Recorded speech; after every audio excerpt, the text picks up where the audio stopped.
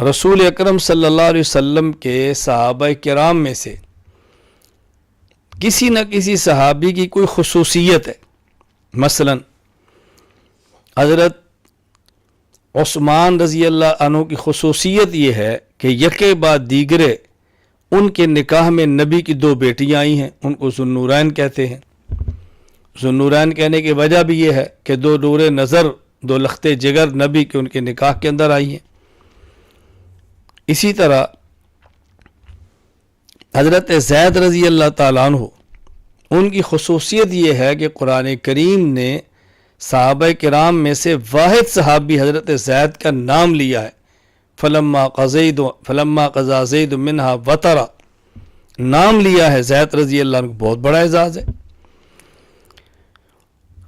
اسی طرح مختلف صحابہ کرام کے مختلف اعزاز ہیں.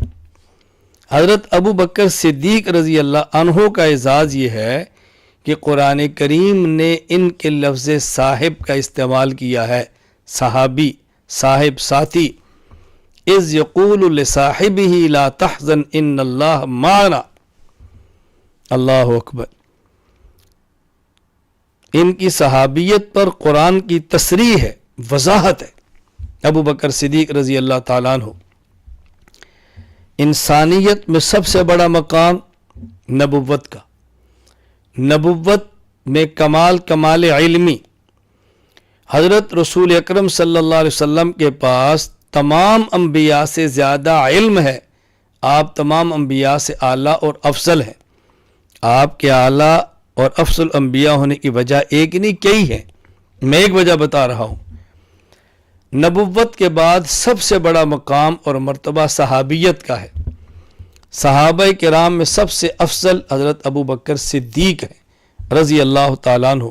کیوں؟ صحابی کی وجہ فضیلت دیگر افراد پر وہ صحابی ہونا ہے. ابو بکر صدیق رضی اللہ تعالیٰ عنہ اس میں ممتاز ہیں. 3 وجہ. نمبر 1، سب سے زیادہ زمانہ صحبت نبوت کا ابو بکر صدیق نے پایا. نمبر 2، 4 نسلیں ابو بکر صدیق رضی اللہ عنہ کی حضور کی صحابی بنی ہیں. نمبر 3، صدیق اکبر وہ واحد شخص ہے جس کو قرآن کریم نے صاحب کے لفظ صحابی ہونا فرمایا ہے.